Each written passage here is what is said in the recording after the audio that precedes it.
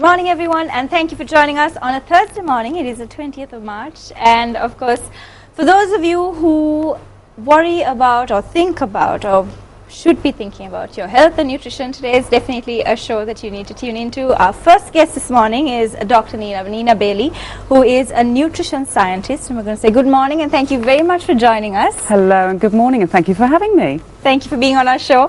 And in the last week that you've been here in Sri Lanka, you've been talking to pediatricians, to psychiatrists, to cardiologists, and all about nutrition, which is your background. So let's start off by asking you a little bit about being a nutrition scientist. It's not something that we hear often, so let's talk a little bit about being a nutrition scientist. Right, okay, well I'm interested in nutrition, so I'm interested in food and the kind of food that we eat and how it makes our bodies function, so heart, brains, getting everything sort of oiled and working properly. But the science part of it is really sort of looking a little bit deeper at exactly what's going on in the body and how different foods do different things in regards to sort of function at the right sort of core of the cell, if you like. So it's a fascinating area.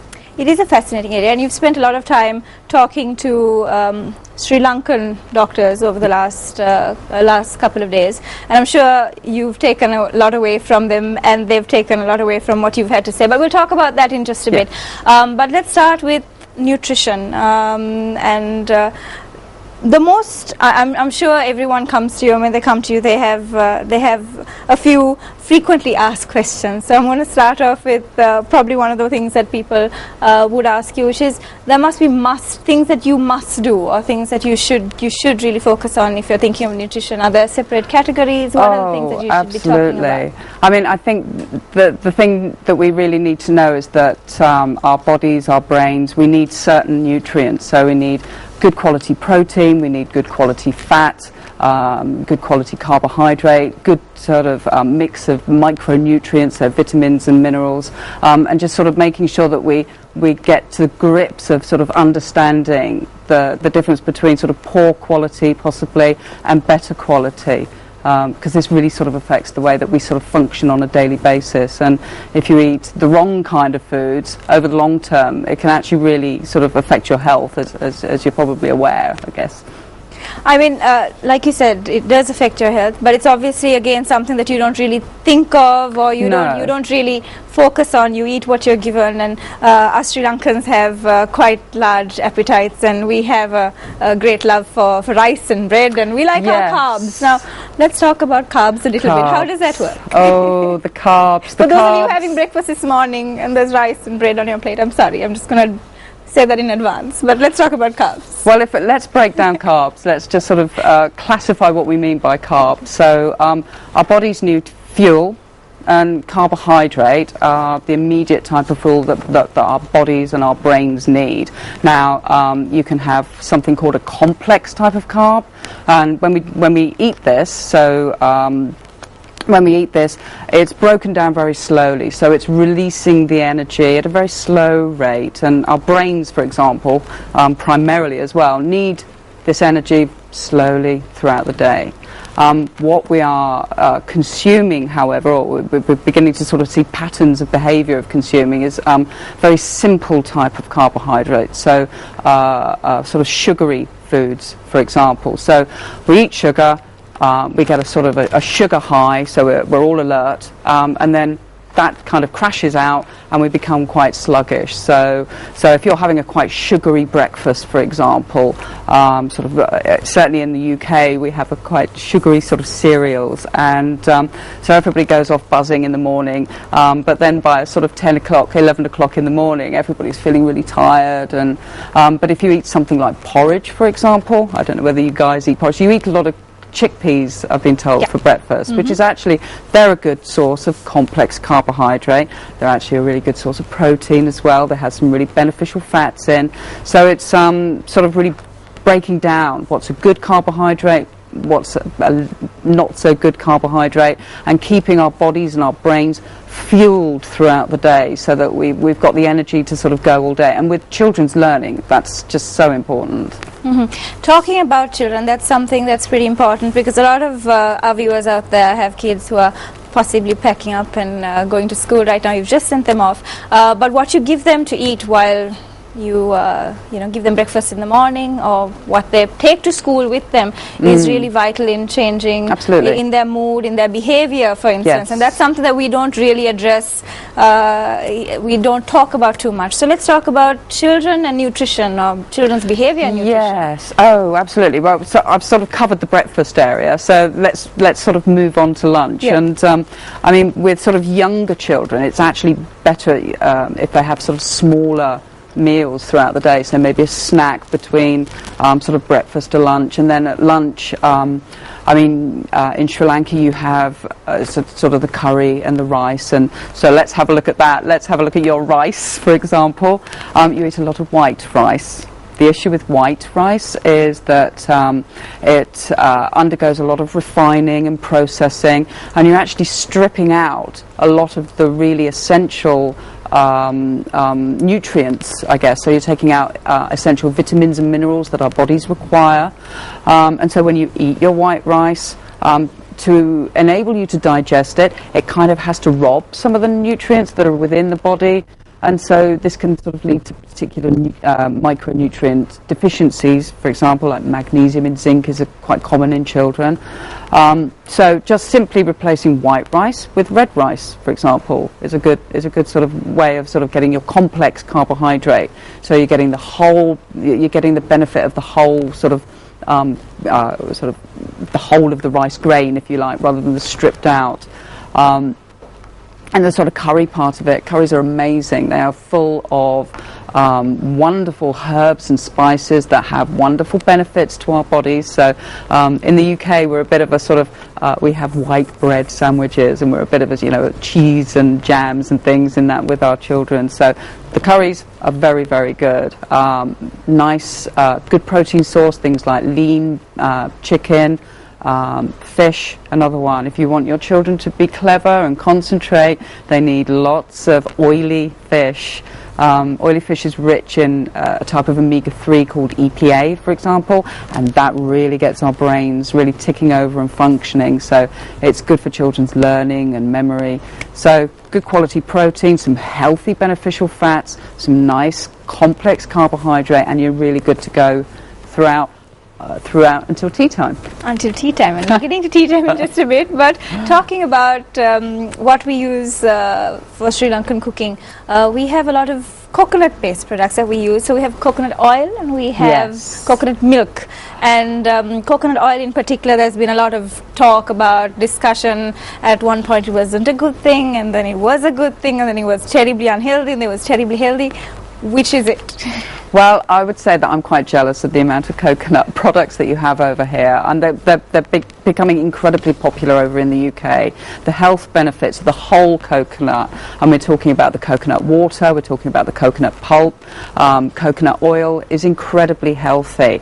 And I think the misunderstanding sometimes is the difference between saturated fat and unsaturated fat, and we've got very hooked up on the idea that fat is not very good for us, fat makes us fat, and I can clear that up. It's actually not so much the fat that makes us fat, it's the amount of refined carbohydrate that is actually sort of making us put on the pounds, if you like. So it's a combination of...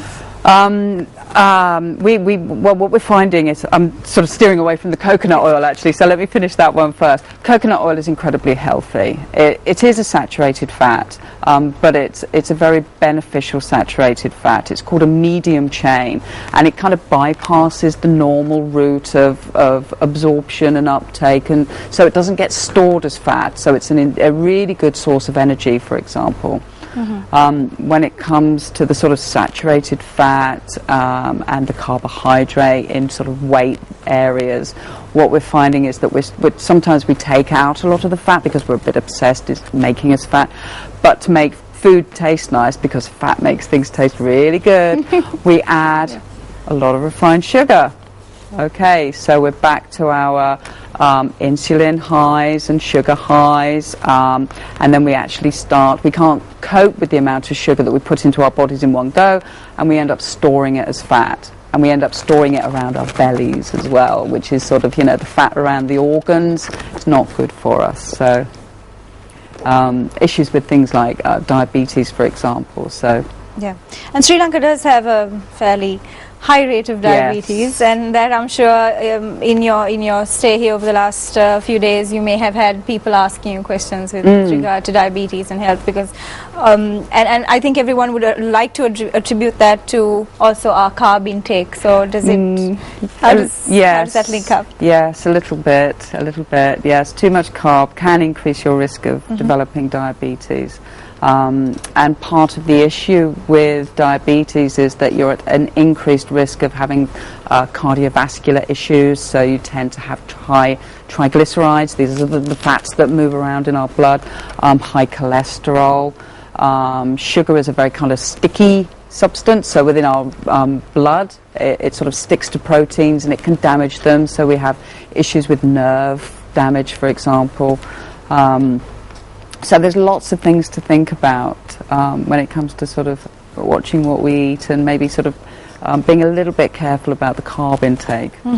I know too, again, some of you out there, this might seem like something you don't want to. Every time someone talks about nutrition here or talks about being healthy, you almost take a step back and you kind of want to push that thought away because you think that you're okay. But let's face it, I think we need to come to terms with our diet and really strip it down and you know, take a look at everything. But we have a few more questions for you, and butter versus margarine kind of questions. We'll get to all of that in just a bit, but right now we need to take a very quick break. On the other side, let's talk about which kind of fish to eat and whether butter is good for you or not. Lots of questions on the other side in just a bit.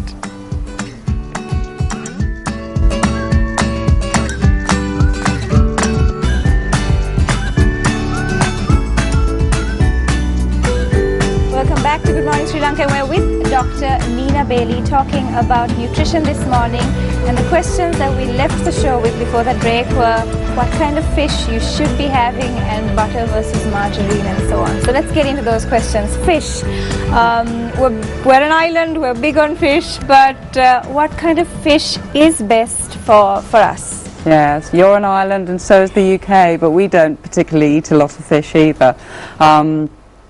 What we're finding is that the UK and actually Sri Lanka and the UK have very similar fish consumption patterns. The UK is not a very oily fish loving nation. I'm not quite sure about Sri Lanka, whether you eat a lot of white fish or oily fish, but the distinct difference between oily and white is that oily fish store their really important omega-3 fatty acids, so fatty acids like EPA and DHA, in their flesh.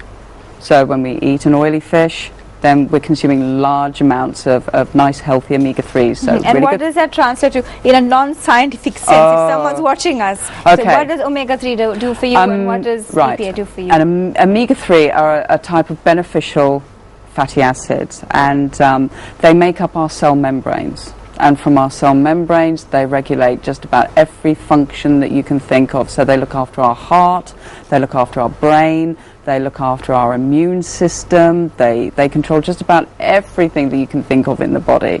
And if you don't eat enough oily fish, you're not consuming enough omega-3s, and we start to see deficiencies that can impact on any of these kind of areas. So omega-3 deficiencies are associated with things like cardiovascular disease, children's developmental disorders as well is actually quite an interesting area. Mood disorders, so if you're a little bit low, you may have an omega-3 deficiency. So they're important fatty acids, and they have a very functional role within the body. And there are no substitutes for omega-3 in any other form, or is fish the only source that you can, or is the best source? Fish is the best form. You can actually get omega-3 from plants, but our bodies have to convert those type of omega-3s into the type of omega-3 that you find in fish. So if you're eating fish, then you're getting your omega-3s preformed, if you like, and they're good to go in the body. So I forgot what your question was. No, sorry, I do fish. beg your pardon. Well, no, that's absolutely fine. We're talking about we're talking about fish. So I was talking. So you were right. You were completely on track with the fish. Oily